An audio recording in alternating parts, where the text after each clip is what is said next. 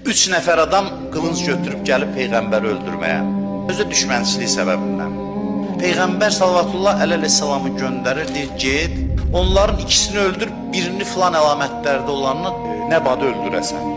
Həzrət əleyhissalam deyir, gedir, onları yolda tutur, onlarla vuruşur, ikisini öldürür, biri ilə elə vuruşur ki, öldürməsin, onu diri tutsun. Axırda onu tutur, əsir eləyir.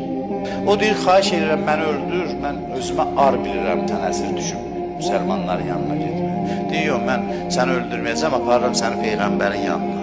Gətirir Peyğəmbərin huzuruna, deyir, məni niyə öldürmədiniz? Deyir, mənim Allahım əmr eləyib ki, səni öldürməyim. Peyğəmbər buyurur. Deyir, axı, mən sənin Allahınla, səninlə düşmənəm, indi əlimi açsız, səni öldürərəm. O qədər mən sizlə düşmənəm. Deyir, amma mənim Allahımın sənin bir xüsusiyyətindən xoşu gəlir. Deyir, hansı xüsusiyyətdir o? Deyir, mənim Allahım mənə xəbər verdi ki, o gizlində fəqirlərə kömək eləyir, bu ruhunda bunun ağalıq var.